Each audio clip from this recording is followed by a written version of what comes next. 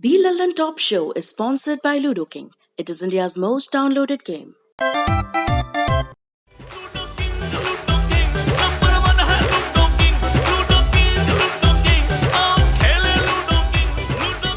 हाय दोस्तों, मैं Mika Singh and family and friends का नंबर 1 गेम लूडो किंग अभी डाउनलोड कीजिए।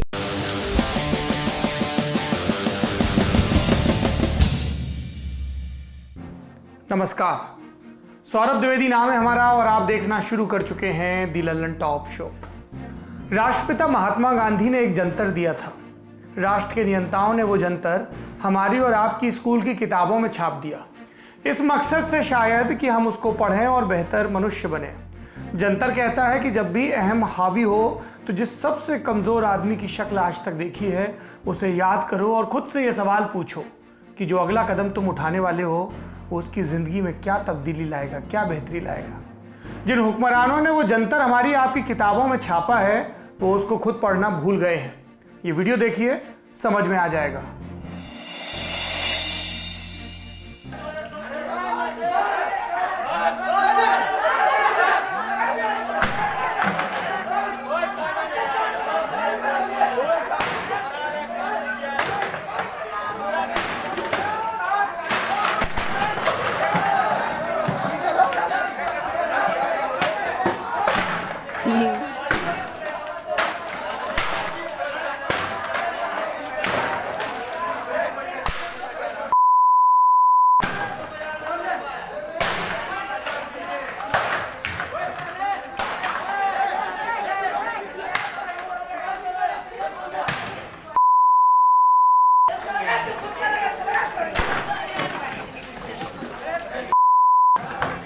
देश भर से लौट रहे प्रवासी मजदूरों को बिहार सरकार ने 21 दिनों के लिए क्वारंटाइन करने का निर्देश जारी किया। सरकार का दावा, इन क्वारंटीन सेंटर्स में मजदूरों के लिए समुचित व्यवस्था की गई ताकि कोई दिक्कत ना हो। लेकिन ये वीडियो बताता है कि बिहार में क्वारंटीन सेंटर्स की व्यवस्था भगवान भरोसे है। वीडियो पटना के बाढ़ में पड़ने वाले पंडारक ब्लॉक का है, जहां पर आज प्रवासी मजदूरों ने जमकर बवाल मचाया। इंडिया टुडे से जुड़े पत्रकार रोहित कुमार सिंह ने खबर दी कि प्रवासी मजदूर अव्यवस्था से तंग थे। मजदूरों ने आरोप लगाया कि क्वारंटीन सेंटर्स में आज सुबह से ही खाने के लिए कुछ भी नहीं दिया गया। उन्होंने केंद्र में हंगामा किया, फिर कुर्सियां तोड़ दी। बाढ़ के मंडल अधिकारी अश्विनी कुमार के मुताबिक क्वारंटीन सेंटर से 2 प्रवासी मजदूर कोविड-19 पॉजिटिव पाए गए, जिसके बाद इस केंद्र पर खाना बनाने वाला रसोइया डर गया, काम पर नहीं आया। उसके बाद अव्यवस्था हुई, अब संभाल लिया गया है। जब सवाल पूछा जाए तो जवाब आता है संभाल लिया गया है। 11 मई की तस्वीरें भी आपको याद होंगी, जिसमें बिहार पहुंचे मजदूरों को भात, नमक और मिर्च खाने को दे दिया गया था। इन तस्वीरों के आने के बाद विपक्ष ने सरकार पर हमला कर दिया। सरकार ने हमेशा की तरह अपनी सफाई दे दी, किसी दोषी को बख्शा नहीं जाएगा, ये वाले चालू किस्म के सरकारी बयान भी दे दिए। लेकिन at the end of the day, आखिर में वो सबसे कमजोर आदमी, वो मजदूर हमारे आपकी आंखों के सामने आता है क्या? इन सरकारों की आंखों के सामने आता है क्या? इन्हें फर्क पड़ता है क्या? जिसके नाम की कसमें खाते हैं, जिसके नाम पर मंच पर बड़े बड़े दावे करते हैं, सत्ता हासिल करने के बाद उनको क्यों भूल गए हैं? नीतीश कुमार जवाब देंगे क्या? शो शुरू करते हैं, सुर्खियों की बात करते हैं। जानता हूं आज प्रधानमंत्री नरेंद्र मोदी ने जो कहा उसी की बात करनी है। उसकी बात तो 8 बजे से लगातार हो रही है, हम भी करेंगे, पर कुछ और अपडेट्स के बाद। पहला अपडेट, दुनिया भर में कोरोना संक्रमण के कुल मामले हो गए 41,90,817, ठीक हुए 14,62,560, मौतें हुई 2,86,513। भारत की बात करें तो कुल मामले 70,000 के पार, 70,756, 22,455 लोग ठीक हो चुके, मौतें हुई 2,293। पिछले 24 घंटे में संक्रमण के 3,604 नए मामले सामने आए। स्वास्थ्य से जुड़े 2 नेताओं के भी अपडेट हैं। पूर्व प्रधानमंत्री डॉक्टर मनमोहन सिंह को आज एम्स से छुट्टी मिल गई। 10 मई की शाम को उन्हें सीने में दर्द की शिकायत के बाद एम्स के कार्डियोथोरेसिक वार्ड में भर्ती कराया गया था। 11 मई को एम्स ने अपने बयान में कहा कि डॉक्टर सिंह को एक नई दवा से रिएक्शन हुआ था। 2 दिनों तक कई टेस्ट करने के बाद आज डॉक्टर सिंह को डिस्चार्ज कर दिया गया। वो 87 साल के हैं।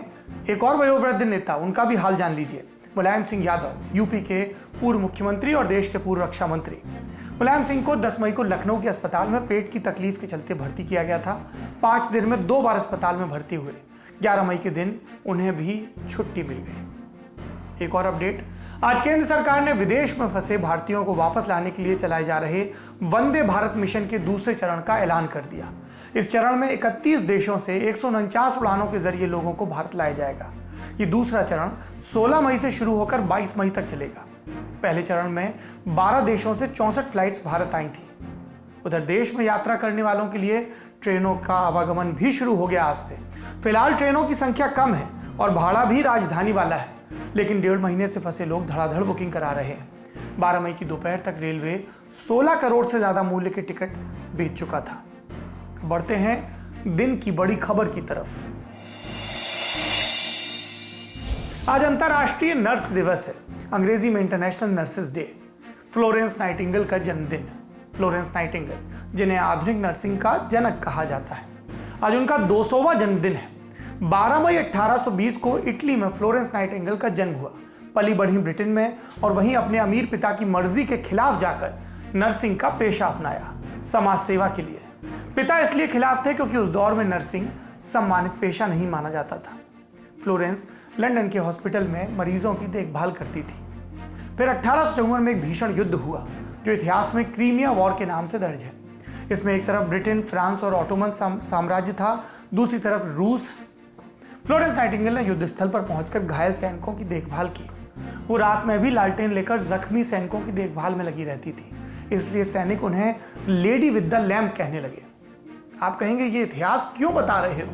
मैं कहूँगा अभी मैं अपने देश की लेडी विद द लैम्प के किस्से सुनाऊंगा, हमारे देश की नर्सों की क्या हालत है, इसलिए इस भूमिका को सुन लीजिए धैर्य से। साल 1856 में जब फ्लोरेंस नाइटिंगेल युद्ध से वापस लौटी तो सब उन्हें लेडी विद द लैम्प इसी नाम से जानने लगे। 13 अगस्त 1910 को उनकी मौत हुई। उनके काम और जिंदगी के प्रति सम्मान व्यक्त करने के लिए उनके जन्मदिन यानी 12 मई को इंटरनेशनल नर्सेस डे के तौर पर घोषित किया गया। और अब ब्रिटेन ही नहीं, पूरी दुनिया इस दिन को इसी दिन के तौर पर मनाती है, यानी कि नर्सेस डे के तौर पर। हमारे प्रधानमंत्री नरेंद्र मोदी, उन्होंने भी आज 2 ट्वीट करके इस दिन को याद किया। प्रधानमंत्री ने लिखा कि उन नर्सों का आभार जताने का दिन है जो हमारे गृह को स्वस्थ रखने के लिए दिन रात मेहनत करते हैं, जो कोरोना को हराने के लिए काम कर रहे हैं। हम उन नर्सेज और उनके परिवार के आभारी हैं। इतिहास की क्लास और प्रधानमंत्री की मन की बात क्यों बताई?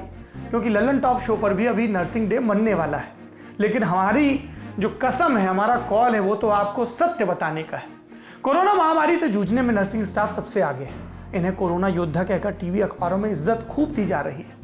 असल में इनके साथ क्या हो रहा है, इनकी जो परेशानियां हैं वो कहीं दब कर रह गई हैं। प्रधानमंत्री के कहने पर कोरोना वॉरियर्स के लिए पूरे देश में थाली बजाई गई, दिए जलाए गए, आसमान से फूल भी बरसाए गए, लेकिन आज वही कोरोना वॉरियर्स बेबस महसूस कर रहे हैं। मुख्यमंत्री सुन नहीं रहे हैं उनकी, वो वीडियो बनाकर व्हाट्सएप पर वायरल करने को मजबूर है, क्योंकि ऊपर तक आवाज़ पहुंचाने का अब यही एक तरीका रह गया है।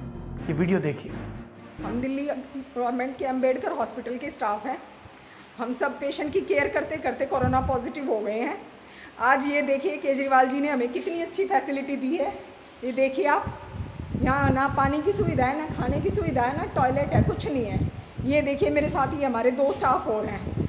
हमें बहुत अच्छी फैसिलिटी मिल रही है यहाँ, बहुत अच्छा सिला मिला। हमने पेशेंट की केयर करी है, हम पॉजिटिव हो गए हैं। अब इसके बाद हमारे घर वालों का क्या होगा हमें नहीं पता। हमें इतनी अच्छी फैसिलिटी मिल रही है तो उनको तो इससे भी अच्छी मिलेगी। मैं 4 या 5 घंटे हो गए हमारे को, किसी ने ना पानी की पूछा है, ना खाने की पूछा है। अभी रात के 9 सवा 9 बजने को आए हैं, ना कोई किसी ने खाने के लिए पूछा है अभी तक, ना पानी की कोई व्यवस्था नहीं हो रही यहाँ पे। और दूसरे मरीज़ भी आए जा रहे हैं, उनके साथ हमारे को रुका हुआ है यहाँ पे। हमारे यहाँ 4-5 पेशेंट सिक आ चुके हैं और उन्हीं के बीच हमें बिठा रखा है। हमारी कंडीशन और भी ज़्यादा वर्स हो सकती है और ना हमें कोई खाना दे रहा है, ना कोई पानी के लिए पूछ रहा है। अरविंद केजरीवाल की दिल्ली सरकार के अंबेडकर अस्पताल के नर्सिंग स्टाफ से 3 कर्मचारी वीडियो में दिख रहे हैं। तीनों को कोरोना संक्रमण है। जब संक्रमण नहीं था तो मरीजों का इलाज कर रहे थे। Front line warriors.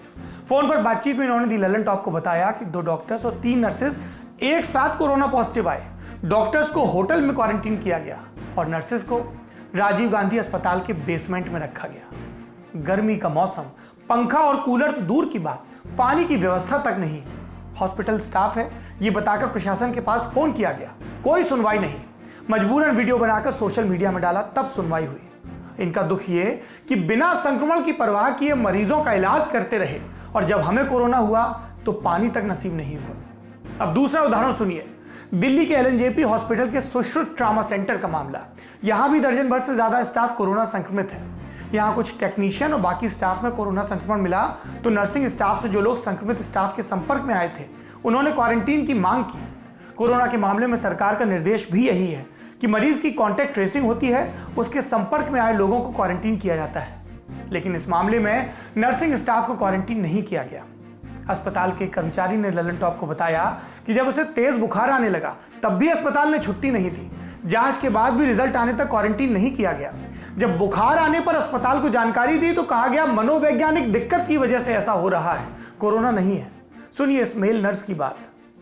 तो मेरे साथ के लोग थे जो काफी मतलब पॉजिटिव हैं, कई लोग पॉजिटिव हैं, वो कंटिन्यूसली वहाँ ड्यूटी करवा रहे थे। हालांकि होना भी ये था कि अगर हम लोग सस्पेक्टेड हैं या हम लोग एक्सपोज हुए हैं तो हमें क्वारंटीन करना चाहिए था, लेकिन ऐसा हुआ नहीं। मतलब हम लोगों को यही बोला गया कि टेस्ट हो गया तुम्हारा और तुम लोग आ जाओ ड्यूटी पे।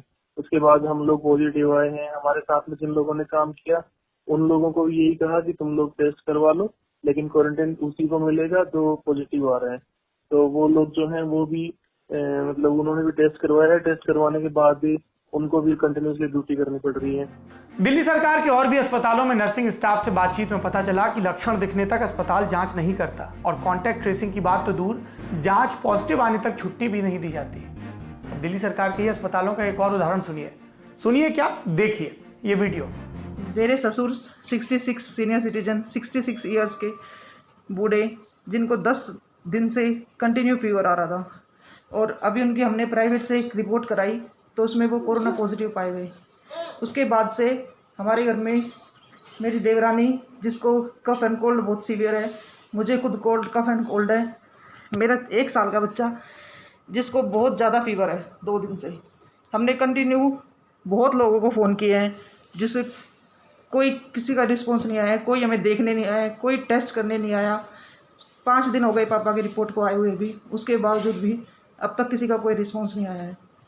मेरी सास शुगर की पेशेंट है, इनको भी अगर कोई प्रॉब्लम हो जाती है या हमारे घर में किसी को भी कोई प्रॉब्लम हो जाती है तो उसके लिए सरकार रिस्पॉन्सिबल होगी। केजरीवाल सरकार, डॉक्टर हर्षवर्धन, सबको हमने फ़ोन कर चुके हैं हम लोग, लेकिन किसी ने अब तक कोई रिस्पॉन्स नहीं दिया है।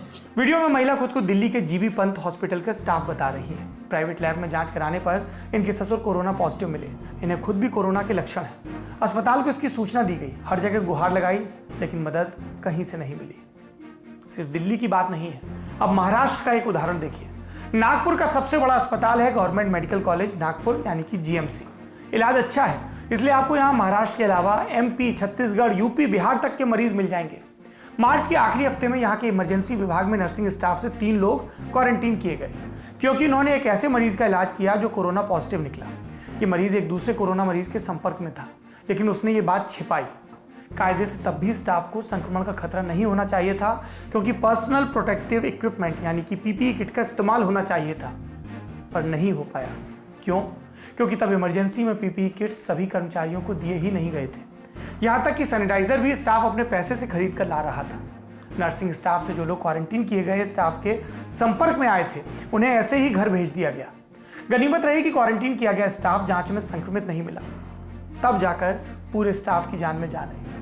इस घटना के 1.5 महीने बाद आज ललन टॉप ने GMC के स्टाफ से फिर बात की।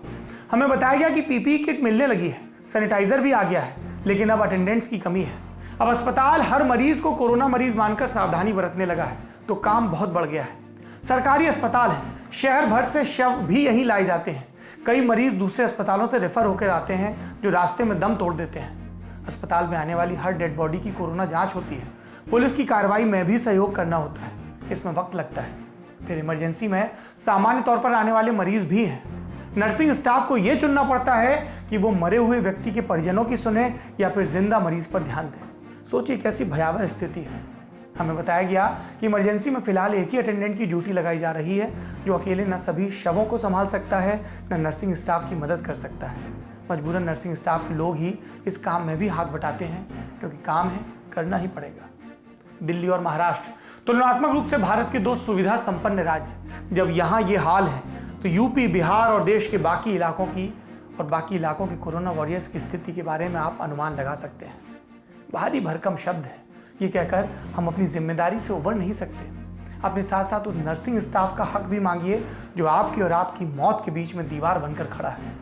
देश भर के नर्सिंग स्टाफ को ललन टॉप परिवार की तरफ से हैप्पी नर्सिंग डे, बहुत शुक्रिया। और मैं उम्मीद करता हूं कि देश की जनता आपके अधिकारों के लिए भी जागरूक होगी। 11 मई को प्रधानमंत्री नरेंद्र मोदी ने सभी राज्यों के मुख्यमंत्रियों से वीडियो कॉन्फ्रेंसिंग के जरिए बात की थी। ये बैठक 6 घंटे तक चली। कुछ बातों का जिक्र हमने 11 मई के शो में किया था, मसलन राज्यों द्वारा लॉकडाउन बढ़ाने की मांग। आज कुछ और बातें सामने आई।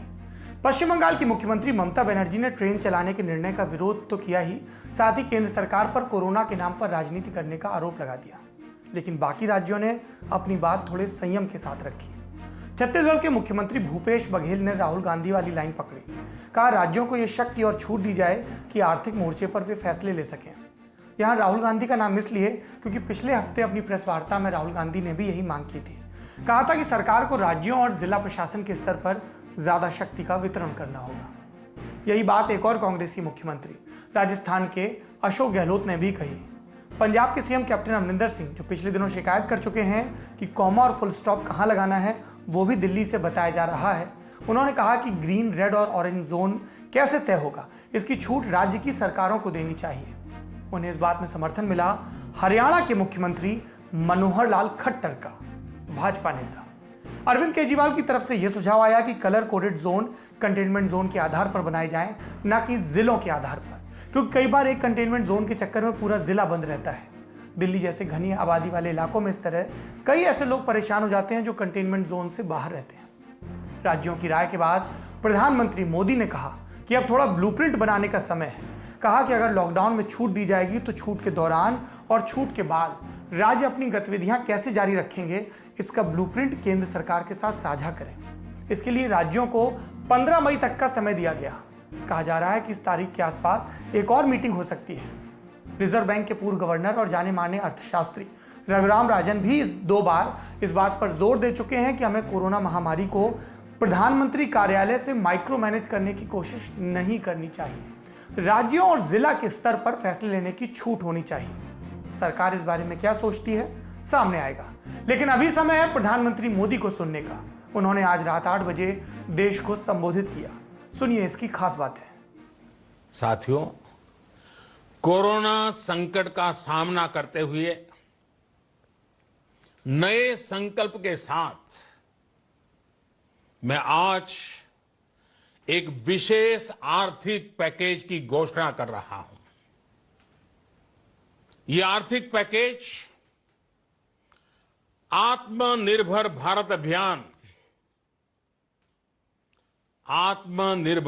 अभियान की अहम कड़ी के तौर पर काम करेगा।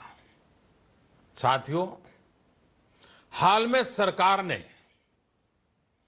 कोरोना संकट से जुड़ी जो आर्थिक घोषणाएं की थी, जो रिजर्व बैंक के फैसले थे और आज जिस आर्थिक पैकेज का ऐलान हो रहा है, उसे जोड़ दें तो ये करीब करीब 20 लाख करोड़ रुपए का है।